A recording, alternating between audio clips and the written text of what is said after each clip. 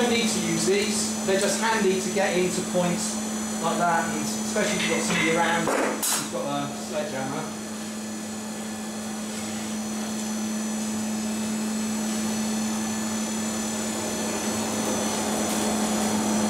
Now our bar's lovely and textured, and it's looking all touchy and feely and lovely. And right, I'll just take that down a little bit so it's not.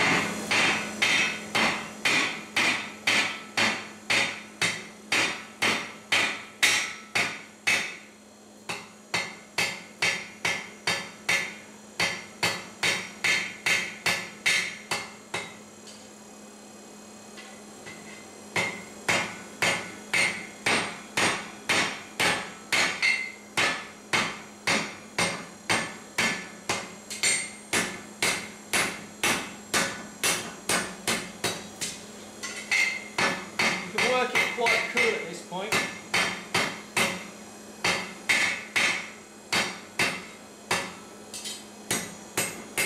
That's about it. You make the better, the shape really comes with the point that you make.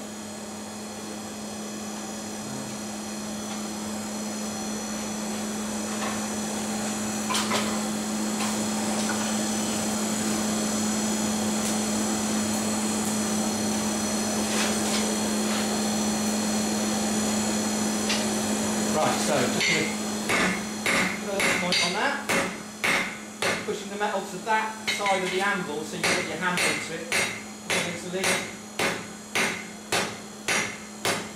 You don't really want it to be too long because it makes for a funny shaped leaf really.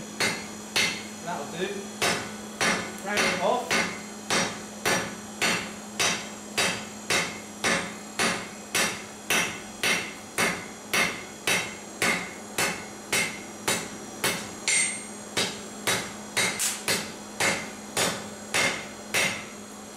Go, so you've got a little kind of spearhead.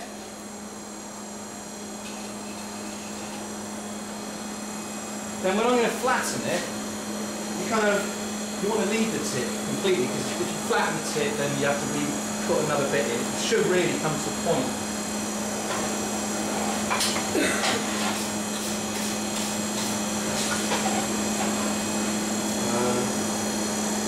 Is there a chisel around? I've got now. Oh. Sorry, can you grab some chin?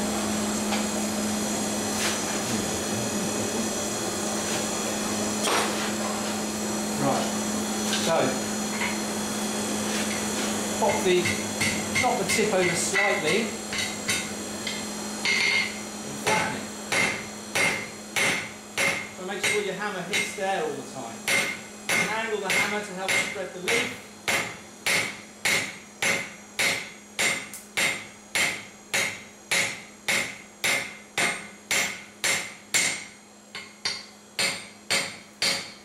This edge of the anvil to get to the right, use this one to get to the left.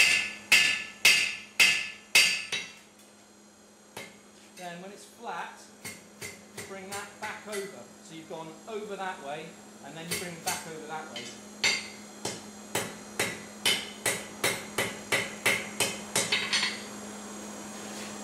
So it looks like that.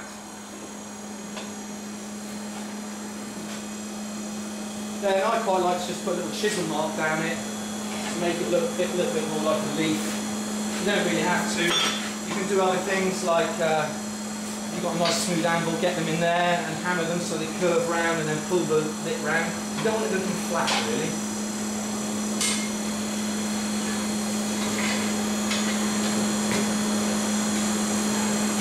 Right, so put one of these in.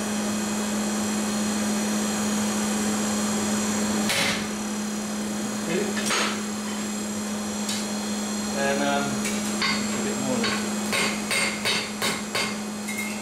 When we do lilies, I'll show you how you can kind of ruffle the edge of something to make it like a lily.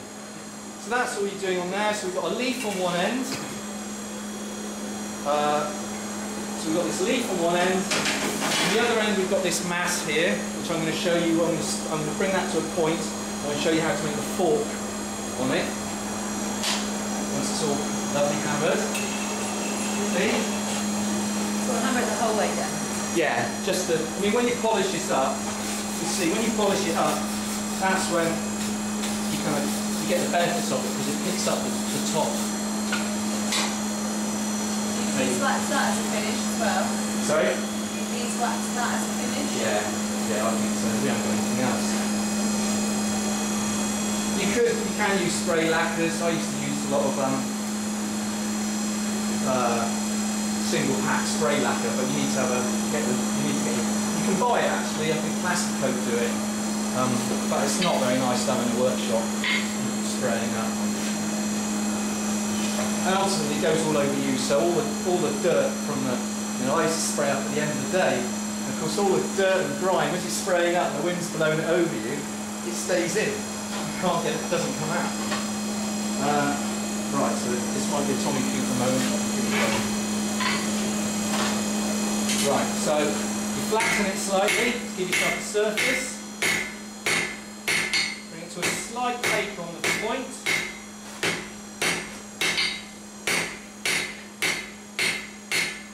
Wearing it.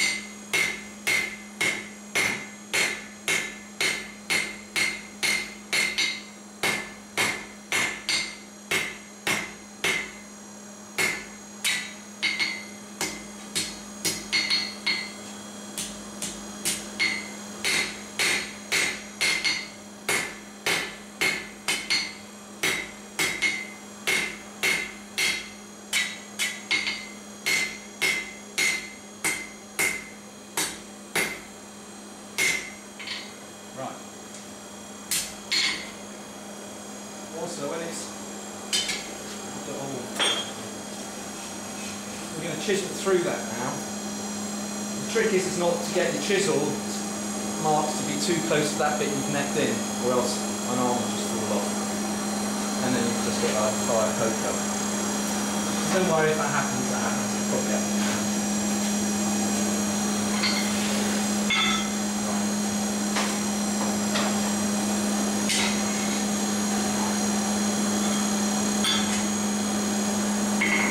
Starting at the points.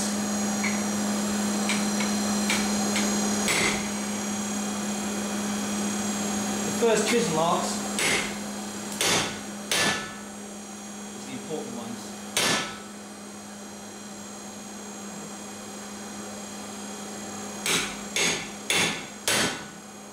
Okay, so you want about middly.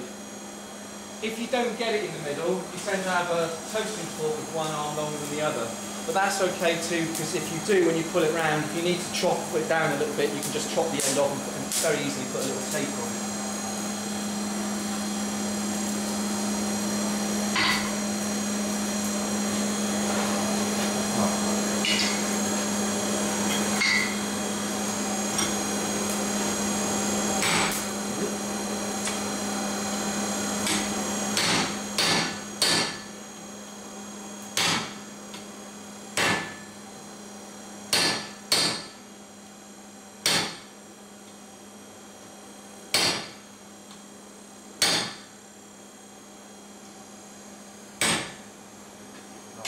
Start to split.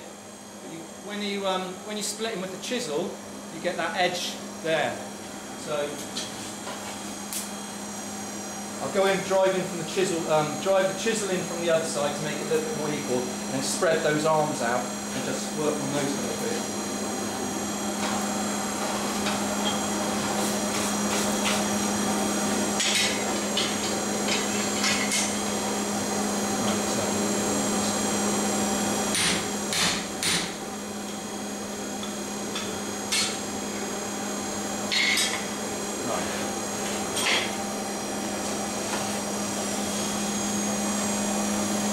Work this when you're splitting it and turning it like that. It's too cold to snap off.